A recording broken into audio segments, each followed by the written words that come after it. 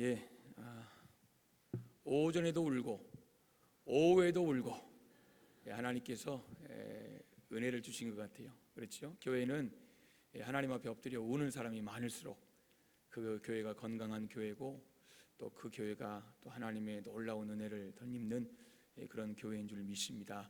올 한 해 우리가 하나님 앞에 많이 엎드리고 또 우리의 삶을 하나님 앞에 토로함으로 하나님께서 주신 귀한 은혜를 마음껏 누리는 우리 모든 성도님들 다 되시기를 주님의 이름으로 축복합니다. 아멘. 오늘 말씀 끝나고 성령이여 임하소서 우리 함께 또 찬양할 텐데요. 우리 좀 준비해 주시면 좋겠습니다. 이 시간에 여호와의 영이 임하시면 이런 제목으로 함께 말씀을 나누도록 하겠습니다. 오늘 삼손에 관한 이야기입니다. 아시는 것처럼 삼손은 이스라엘의 사사로 20년 있었습니다. 그는 태어날 때부터 특별한 하나님의 섭리하심 속에 태어난 그런 사람입니다. 이스라엘의 태양이다 라는 그런 의미를 가지고 있는데 그 삶을 보면 좀 안타까운 부분도 분명히 있지요. 여러분, 그래서 우리가 이 삼손의 모습을 보면 하나님께서 귀하게 쓰신 면도 있고 또 안타까운 면도 있습니다. 오늘 함께 읽으실 이 본문을 통해서 우리가 삼손에 대해서 다시 한번 우리가 점검해보는 그런 귀한 시간이 되기를 간절히 소망합니다. 우리가 삼손하면 먼저 우리 속에 떠오르는 생각은 그렇게 좋은 모습은 아닐 것입니다. 오늘 새벽에도 보신 것처럼 이 삼손과 들릴라 이 여인의 또 유혹에 또 넘어가서 하나님이 주신 그런 사사의 직분을 잊어버렸던 그런 삼손의 모습, 마지막에는 비참하게 블레셋 앞에서 맷돌을 돌리며 이런 모습을 우리가 보게 됩니다. 그러니까 이런 스토리로 인해서 삼손에 대한 이미지는 사실 우리에게 그렇게 좋지는 않습니다. 여러분, 이 자녀에게 이 삼손이라는 이름을 지어주는 분은 사실 제가 본 적이 없습니다. 그러니까 베드로, 피터나 바울, 폴이나 스테반, 스테판이나 이런 이름은 들어봤지만 아들 이름을 삼손이라고 지어준 그런 분은 사실 본 적이 없습니다. 그나마 다행인 것은 어떤 가방 회사에서 이 삼손 이름을 떼서 이렇게 지은 그거 아시지요? 그나마 다행인지 불행인지는 모르겠고요. 그러나 이 삼손의 삶을 생각해 보면 좀 씁쓸한 부분은 분명히 있습니다. 그런데 그에 대한 이러한 선입견을 우리가 잠시 멈추고 이 성경은 삼손을 어떻게 평가하고 있는가를 우리가 좀 보고자 하는 것입니다. 히브리서 11장 32절 33절의 말씀 보면 이렇게 기록되어 있습니다. 내가 무슨 말을 더하리요? 히브리서 11장은 믿음의 선배들을 쫙 이야기하는 거죠. 내가 무슨 말을 더하리요? 기드온, 바락, 삼손, 입다, 다윗 및 사무엘과 선지자들의 일을 말하려면 내게 시간이 부족하리로다. 그러면서 이렇게 덧붙입니다. 저희가 방금 말씀드린 기드온, 바락, 삼손, 입다, 다윗, 사무엘 이런 분들이 저희가 믿음으로 나라들을 이기기도 하며 의를 행하기도 하며 약속을 받기도 하며 사자들의 입을 막기도 하며 이렇게 기록합니다. 여러분이 잘 아시다시피 히브리서 11장은 믿음의 장입니다.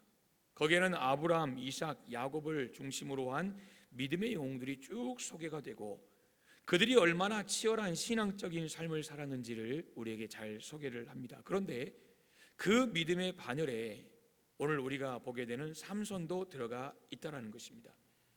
여러분, 이것은 어떤 의미에서 좀 충격적이에요.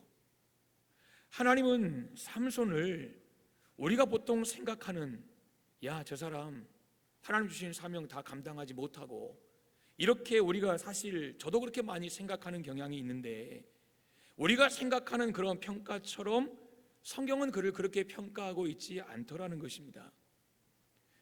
이 히브리서 11장의 믿음의 선진들의 그 반열에 이 삼손을 당당하게 올리고 있더라는 것이죠. 여러분, 왜 그럴까요? 우리의 눈에는 삼손의 실패와 연약함이 먼저 들어옵니다. 나실인인데 하나님이 태에서부터 죽을 때까지 그렇게 구별해서 그를 세웠는데 어떻게 이런 사람을 믿음의 반열에 세울 수 있을까? 이런 마음이 솔직히 제안해도 됩니다. 그러나 삼손의 스토리는 한 인간의 실패 이야기가 아닙니다. 삼손의 스토리는 삼손과 같은 그런 실패까지도 끝까지 붙드시는 하나님의 은총의 이야기라는 거예요. 그러니까 우리가 관점을 잘못 잡으면 삼손은 하나님 앞에 택함 받았음에도 불구하고 이 사람은 결국 망했어, 이 사람 패배자야, 이런 관점이 아니라 하나님께서 그런 패배자 같은 삼손도 붙드셔서 끝까지 하나님이 가시더라, 이런 하나님의 은총의 이야기가 바로 이 삼손의 스토리이기 때문입니다. 나실인으로 태어나서 하나님의 특별한 축복을 받고 하나님의 영으로 충만하고 당대 최고의 힘을 가진 그 삼손이, 생각해 보세요. 아무런 실패 없이 처음부터 끝까지 완벽한 영웅적인 삶을 살았다면 여러분, 이 사람이 우리에게 무슨 의미가 있겠어요? 그냥 한 시대에 야 대단하다, 이것으로 끝나는 거예요. 그렇지 않겠습니까? 실패하여 좌절하고 작은 유혹에도 걸려 넘어져 절망하는 우리에게 그런 영적인 성공적인 삼손의 이야기가 우리에게 무슨 의미가 있고 무슨 교훈을 주겠냐, 그거예요. 단순히 부러움의 대상이 될지는 모르지만 우리의 이 인간적인 처절한 삶에 여러분 그 어떤 도전이나 그 어떤 용기도 줄 수 없을 것입니다. 아, 참 대단하다, 이 한마디면 끝나는 거예요. 그러나 삼손은 실패했습니다. 실패했어요. 그런데 하나님은 그 실패한 사람을 끝까지 용서해 주시고 그랬잖아요. 하나님, 내가 이번 한 번만 오늘 보셨잖아요. 하나씩 끼고 3,000명, 그리고 그가 살았을 때 죽인 자보다 더 많이 죽였다고 성경은 기록하잖아요. 실패한 인생인데, 눈이 뽑혔는데 하나님이 세우신 위대한 지도자가 하나님을 없다고 고백하는, 다곤을 섬기는 그 우상들, 그 사람들 앞에서 여러분 맷돌을 돌리는, 소나 짐승이 하는 그 일을 하고 있을 때 하나님께서 야, 너 때문에 내 체면이 말이 아니다, 이렇게 말씀하시고 그를 버리신 게 아니라, 실패했지만 그럼에도 불구하고 하나님 끝까지 용서하시고 기다려주시고 참아주시고 덮어주시고 그의 부르짖는 기도를 외면하지 않으셨다는 거예요. 그런데 여러분, 이 사실이 얼마나 우리에게 위로가 되는지 모릅니다. 그래서 삼손 이야기가 우리와 상관이 있는 거예요. 만약에 모든 것을 완벽하게 갖춘 그가 처음부터 마지막까지 하나님께 영광이 되는 그런 삶만 살았다면 하나님 보시기에 정말 좋았겠지요. 그러나 삼손은 그렇지 못했다는 거예요. 그렇지 못한 그의 삶을 하나님이 굳이 여기에 기록해 놓으신 것은 이게 너희의 삶이라는 거예요. 이게 우리의 삶이라는 거예요. 여러분, 성경은 완벽한 사람들의 이야기가 아니에요. 우리가 알잖아요. 성경을 창세기부터 하나님이 만드신 첫 번째 인간인 아담과 하와부터 실패했어요. 성경에 많은 사람들의, 여러분 그 삶 보면 실패가 얼마나 많은지, 완벽한 사람들의 이야기가 아니에요. 성경은 실패하고 쓰러지고 그러나 다시 일어서고 회복하는 그런 이야기라는 거죠. 즉 실패한 사람들에게 임하시는 하나님의 은혜가, 그 은혜가 얼마나 큰 것인가를 일깨워주는 그런 살아계신 하나님의 말씀이 바로 이 성경이라는 거예요. 요셉이 그렇잖아요. 모세가 그렇잖아요. 여러분 요셉 때 보세요. 형들이 미워했거든요. 오죽 형들에게 믿게 보였으면 형들이 요셉만 따시켰잖아요. 모세도 마찬가지예요. 이 모세라는 사람 보시면 나이 40이 되었음에도 불구하고요, 혈기를 못 참아요. 살인을 저지르잖아요. 그러니까 옆에서 화를 돋운다고 하나님이 주신 그 십계명 돌판 냅다 던져버리거든요. 그러나 하나님은 그를 가리켜서 뭐라고 말씀하십니까? 그리스도를 위하여 받는 수모를 애굽의 모든 보화보다 더 큰 재물로 여겼더라. 이게 히브리서 11장의 이 모세에 대한 평가예요. 기막힌 믿음의 사람이라고 성경은 평가한다는 것입니다. 뿐만 아니라 여러분, 이 말씀이 너무 은혜가 되지 않아요? 저는 모세를 보면 이 민수기 12장 말씀이 너무 은혜가 돼요. 이 모세는 세상에서 가장 온유한 사람이더라. 가장 온유한 사람이더라. 자기 자신을 절제하고 통제할 수 있는 그 능력이 그에게 있었다는 거예요. 여러분, 성경에 이런 사람이 정말 많아요. 얼마나 많습니까? 다 그래요. 왜 하나님 굳이 이런 사람들의 이야기를 성경에 기록해 놓으셨을까? 그것도 하나님의 말씀인 성경에. 여러분, 다른 이유 아닙니다. 이런 말씀은 우리에게 큰 도전과 큰 용기를 줍니다. 우리가 쓰러졌을 때 다시 그 자리에서 툴툴 털고 일어날 수 있는 그런 하나님의 은혜가 아니겠습니까? 아, 완벽한 사람 없구나, 다 이렇게 살구나, 누구든지 연약해서 쓰러지는구나. 그러나 하나님은 그 가운데 포기하지 않으시구나, 다시 회복시키시는구나, 기다려주시고 덮어주시고 참아주시는구나. 그 많은 약점에도 불구하고 하나님 멋지게 사용하시는구나.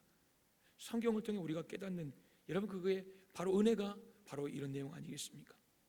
오늘 함께 읽으신 여러분 본문도 마찬가지입니다. 오늘 우리가 읽은 이 사사기 15장은 1절 이렇게 시작합니다. 얼마 후 밀 거둘 때에 라고 시작합니다. 밀 거둘 때에. 이 15장에 나오는 사건이 일어나는 배경이 있습니다. 그게 바로 14장입니다. 14장을 보시면 이 삼손이 한 여인을 사랑합니다. 그래서 여러분 수수께끼 아시죠? 근데 수수께끼를 이 블레셋 사람들이 여인을 여러분이 계속 결국 이제 수수께끼를 알아내죠. 그러니까 화가 나서 결혼식 하다가 뛰쳐나와 버립니다. 결국 삼손이 잘못한 거 아니겠어요? 뛰쳐나와 버려요. 그러니까 장인 될 사람 입장에서 얼마나 당황스럽겠어요. 결혼식 하다가 여러분 그냥 가버리니. 그러니까 결국 내 딸을 다른 사람에게 줬다는 거죠. 그러니까 나중에 삼손이 오늘 15장의 상황은 그런 거예요. 이제 그 여인이 다시 그리워지니까 다시 갔어요. 내 딸 내 아내 주라고. 근데 장인 될 사람 입장에서는 이게 또 얼마나 당황스러운 일이에요. 가버릴 때는 언제고 이제 다시 주라는 거예요. 여차했다. 그러니까 삼손이 지금 마음이 부글부글 하는 그런 내용입니다. 이게 14장 마지막 내용이죠. 그러면서 15장이 이어지는 거예요. 삼손이 결국 여우 300마리를 잡습니다. 그리고 그 꼬리와 꼬리를 묶어버려요. 그리고 그 사이에 횃불을 붙이죠. 얼마나 뜨거웠을까 여우가. 여러분 그 뜨거운 여우를 이 블레셋 사람들의 논밭에 풀어버립니다. 300마리가 짝을 이뤄서 150쌍으로 여러분 막 이리저리 날뛰니 그 논밭이 오늘 성경 보시면 다 타버립니다. 다 타버립니다. 여러분 왜 굳이 이렇게까지 할 필요가 있을까라는 생각이 들어집니다. 그러니까 이 블레셋 사람들의 1년 농사가 다 망친 거죠. 이 일 때문에 블레셋 사람들이 유다로 쳐들어옵니다. 그리고 삼손이 거기서 또 이제 일을 하게 되는 장면이 오늘 읽으신 그런 내용입니다. 여러분 이런 이 돌출적이고 지극히 감정적인 행동에 주목하는 이유는 14절 때문입니다. 14절 우리 한번 볼까요? 14절 다시 한번 읽겠습니다. 시작. 삼손이 레이의 이름에 블레셋 사람들이 그에게로 마주 나가며 소리 지를 때 여호와의 영이 삼손에게 갑자기 임하심에 그의 팔 위에 밧줄이 불탄 삼과 같이 그의 결박되었던 손에서 떨어진지라. 아멘. 여러분 여기 보시면 참 중요한 구절이 있습니다. 여호와의 신의 권능, 여호와의 신의 영이, 여호와의 영이 삼손에게 갑자기 임하셨다라고 말합니다. 그러니까 지금 하나님의 영, 우리가 신학적인 표현을 하면 성령이 그에게 갑자기 임하셨다는 것입니다. 하나님의 영이 삼손과 함께 하셨다, 지금 이 표현입니다.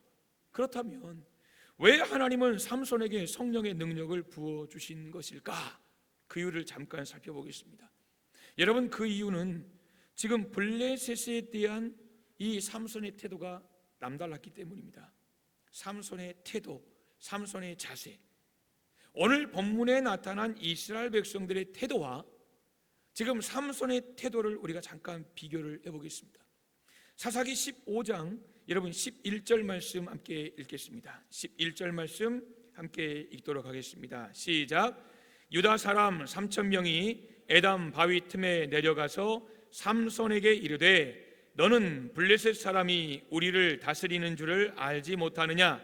내가 어찌하여 우리에게 이같이 행하였느냐 하니 삼손이 그들에게 이르되 그들이 내게 행한 대로 나도 그들에게 행하였노라 하니라. 여러분 이런 이야기예요. 지금 유다 지파의 사람 3,000명이, 그러니까 지금 같은 동족 아니겠어요? 지금 유다 지파 사람 3,000명이 그들의 적인 블레셋과 싸우고 피신에 있는 지금 삼손을 잡으려고 온 거예요. 블레셋이 잡으러 온 게 아니라 유다 지파 사람들이, 지금 유대 사람들이 지금 온 거예요. 같은 민족 아닙니까? 그리고 삼손을 붙잡아서 블레셋 손에 넘겨줍니다. 지금 이런 상황이 지금 벌어진 거예요. 여러분 뭔가 잘못됐지요. 한참 잘못됐지요. 하나님의 백성인 이스라엘이 야 이거 하나님 백성이고 뭐고 일단 우리가 살아야 될 거 아니냐, 지금 이런 논리예요. 지금 저 사람들의 심기를 우리가 잘못 건드려서 우리가 좋을 게 뭐냐, 지금 그런 마음으로 벌벌 떨고 있는 거예요. 한마디로 하나님의 백성으로서의 자기 정체성을 완전히 상실하고 지금 살아남기 위해서 전전긍긍하는 그런 패배주의자가 되고 말았다는 거예요. 이게 지금 이스라엘 백성들 15장 11절의 내용이에요. 반면에 삼손을 볼까요? 그런 지금 떨고 있는 이스라엘 백성들과는 달라요. 모두가 블레셋의 비위를 맞춰서 어떻게든 살아보자. 여러분, 이런 상황 속에서 그는 홀로 블레셋과 대적합니다. 당당히 맞서죠. 두려워하지 않죠. 3,000명이나 되는 사람들의 토해내는 그 부정적인 외침에도 전혀 흔들림이 없습니다. 붙잡혀 꽁꽁 묶인 상황에서도 주눅들지 않고 혼자 무려 1,000명과 싸워서 승리를 합니다. 여러분, 여기서 우리는 이것을 깨달을 수 있습니다. 삼손은 지금 자기가 누구인지 자기 정체성을 분명히 했어요. 내가 누군지. 여기서 삼손은 내가 무엇을 위해서 살아야 하는지 자기 비전을 분명히 했어요. 지금 여기서 삼손은 내가 무엇을 해야 하는지 자기 미션을 분명히 했다는 거예요. 자기 정체성이 분명했어요. 자기 비전이 분명했어요. 자기 미션이 분명했어요. 그러니 그 나귀 뼈 하나로, 턱뼈 하나로 1,000명의 블레셋 군인들을 여러분 쳐 죽였다는 것입니다. 여러분, 여기서 다시 우리가 이스라엘 백성들을 잠깐 더 보기를 원합니다. 제가 이 본문을 볼 때마다, 우리가 성경을 볼 때마다요, 여러분 그 상황 말고 지금 그 상황 속에 되어지고 있는 그 주변 환경을 보면 성경을 조금 더 우리가 폭넓게 이해할 수 있을 것 같아요. 이 본문을 볼 때마다 무슨 생각이 드냐면, 여러분 나귀 턱뼈로 지금 삼손이 1,000명을 죽였다 그랬잖아요. 그러면 지금 1,000대1로 싸우고 있는 거잖아요. 그러면 1,000명을 죽일 때 과연 몇 분이나 몇 시간이나 걸렸을까요? 1,000명을 쫙 세워놓고 한 번에 한 방에 친다고 생각해 보세요. 그러면 하나, 둘, 셋, 넷, 몇 분 걸릴까요? 시간이 걸릴까요? 분이 걸릴까요? 1,000명. 지금 졸려서 계산이 안 되죠? 지금 눈빛이 그래요. 여러분 생각해 보세요. 1,000대1로 지금 싸우고 있거든요. 그러니까 단순히 1대1이라면 이거 한 방이면 뚝 가면 끝나지만 1,000명이면 상당히 오랜 시간이 걸렸을 거예요. 상당히 오래 싸워야 됐을 거예요. 그런데 이렇게 삼손이 1,000명과 싸움을 하고 있을 때 삼손을 넘겨주기 위해 모였던 그 3,000명의 이스라엘 사람들은 도대체 어디서 무엇을 하고 있었을까? 여러분 1,000명이면 3,000이면 3대1 아닙니까? 그러면 삼손 앞세우고 한번 가서 같이 해주면 얼마나 좋겠어요. 처음에야 상황 살피느라고 그냥 이럴까 저럴까 어떻게 해야 될까, 여러분 가만히 있었을지 모르지만 삼손의 활약을 보고 와, 삼손이 이겨나간다. 야, 그럼 우리 여러분 그러잖아요. 지고 있다가도 영웅이 나와가지고 뭔가 막 앞장서 해나가면 그냥 위축됐던 사람들도 다시 와, 사기가. 그런 거 못 보셨습니까? 여러분 오늘 얼마든지 그런 상황이 벌어질 수 있을 것 같은데, 지금 삼손이 1,000명을 죽일 때까지 성경의 기록을 보건대 이스라엘 사람들은 아무도 삼손을 도와서 싸운 기록이 없다는 것입니다. 여러분 삼손은 참으로 외로운 싸움을 했어요. 아무도 없는 그런 상황이 아니라 분명히 3,000명이 삼손을 끌고 갔거든요. 그런데 지금 그 3,000명은 어딨냐 그거예요. 이 외로운 싸움이 얼마나 힘들고 지치는 것이었는지 삼손이 1,000명 여러분 죽인 다음에 자기가 죽게 생긴 거예요. 그래서 나온 게 뭐예요? 에낙고레 아닙니까? 에낙고레. 여러분 에낙고레, 하나님께서 마르지 않는 샘의 은혜를 삼손에게 주셨잖아요. 그 전에 나타난 사건이 바로 그거예요. 홀로 그 블레셋 군인 1,000명과 그 여러분 치열한 전쟁, 전투, 싸움을 했던 그 여러분 삼손. 저는 삼손의 바로 이 모습을 하나님께서 귀하게 보셨다고 생각합니다. 하나님 보신 거예요. 그래서 그를 지지하기 위해서 여호와의 영이 여러분 임하신 거예요. 삼손의 이야기에 보면 여호와의 영이 임하셨다는 기록이 여러 곳에 나와요. 오늘만 나온 게 아니에요. 13장 25절에 보시면 여호와의 영이 그를 움직이기 시작하셨다 그래요. 그러니까 본격적으로 하나님께서 그를 붙들고 가신 거죠. 14장 6절에도 보시면 여호와의 영이 삼손에게 강하게 임하셨다 그랬어요. 14장 19절도 보시면 여호와의 영이 삼손에게 갑자기 임하셨어요. 그러니까 하나님이 쓰시고자 하실 때마다 삼손에게 갑자기 강하게 하나님이 임하셔서 그를 움직이기 시작하셨다는 거예요. 그리고 오늘 본문 15장 14절에도 여호와의 영이 삼손에게 갑자기 임하셨다 그랬어요. 여러분 여호와의 영이 그에게 임하셨다는 말은 지금 하나님께서 삼손과 함께하고 계시다는 증거예요. 여호와의 영이 그에게 임하셨다는 것은 하나님께서 지금 삼손이 하고 있는 그 일에 하나님이 지지하고 계시다는 증표예요. 여호와의 영이 그에게 임했다는 것은 하나님께서 지금 삼손이 하고 있는 그 일을 잘 감당해내기를 원하신다는 그 뜻이에요. 지금 그런 뜻이 담겨있는 그 여호와의 영이 임한 그 놀라운 사건이 삼손에게 임한 거예요. 여러분, 그때 어떤 일이 일어납니까? 간략히 두 가지만 말씀을 드리면 15장 14절 말씀이에요. 삼손이 레이의 이름에 블레셋 사람들이 그에게 마주 나가며 소리 지릅니다. 여호와의 영이여 여호와의 영이 삼손에게 갑자기 임하심에 그의 팔 위에 밧줄이 불탄 삼같이 떨어졌다고 성경은 이야기하는 거예요. 여러분, 첫 번째, 결박이 풀어지는 은혜를 받았습니다. 여호와의 영이 그에게 임하니까요, 그를 묶었던 것이 여러분 결박이 풀어졌다는 것입니다. 참 이게 은혜가 돼요. 하나님의 영이 임하시면요, 우리의 속사람, 여러분 세상에 매이고 악한 것에 매였던 모든 것들이 다 풀어지는 줄 믿습니다. 하나님의 영이 임하면 우리 안에 여러분 정말 작은 믿음, 겨자씨만 하지도 못하는 그 작은 믿음, 우리를 여러분 믿음 없는 그런 삶으로 계속해서 붙드는 그 악한 모든 것에서 우리가 자유할 줄 믿습니다. 하나님의 영은요, 우리를 자유케 하는 거예요. 우리의 속사람을 자유케 하고 우리의 삶을 자유케 하는 거예요. 여러분, 오늘 삼손에게 하나님의 영이 임할 때에 결박이 풀어지는 은혜를 입었습니다. 또 하나, 그동안 보지 못했던 것을 보게 되는 새로운 안목을 갖게 됐습니다. 사실 14절부터 성경이 의도적으로 강조하는 게 뭐냐면 나귀의 턱뼈입니다. 그러니까 나귀 턱뼈가 계속 나와요. 그러니까 지금 이 14절의 사건은 턱뼈에서 시작해서 턱뼈로 끝나요.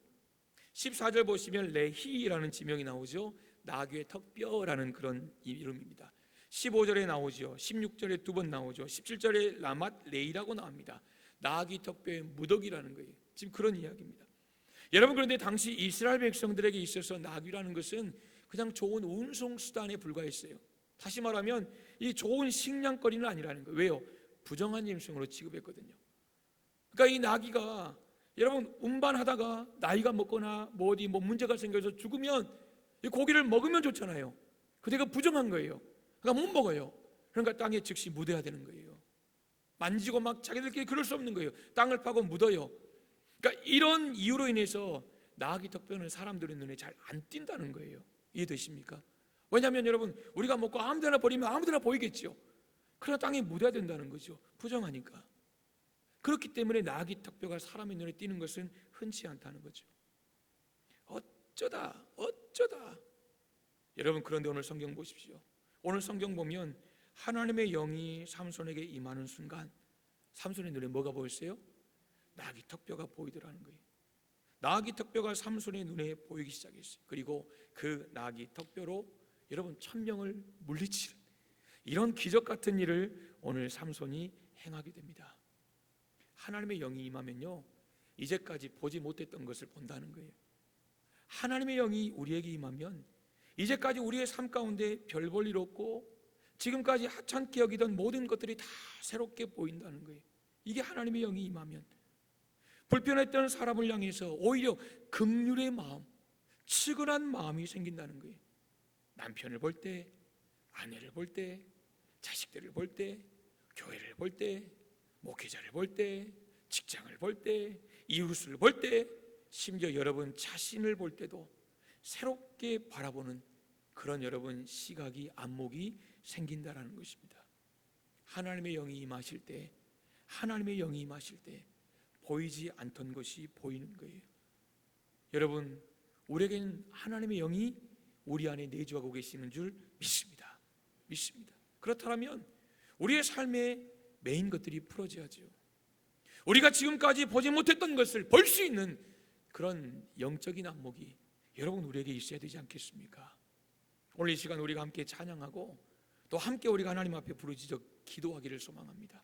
하나님, 오늘 삼손이 이런 상황 속에서 하나님의 임재를 경험하고 하나님의 영이 함께 하실 때 그를 묶고 있던 것이 풀어지고 그가 보지 못했던 것을 볼 수 있는 은혜를 주신 하나님께서 다시 한번 우리에게 성령 충만을 허락하시고 우리 가정을 묶고 있는 모든 것들을 다 풀어주시고 우리의 삶 가운데 보지 못했던 것들을 우리가 믿음의 눈으로 바라볼 수 있도록 하나님 도와주시옵소서. 여러분, 그런 귀한 은혜가 우리 모두에게 넘치기를 주님의 이름으로 축복합니다. 아멘. 이 시간 우리 함께 성령이여 임하소서 찬양하겠습니다.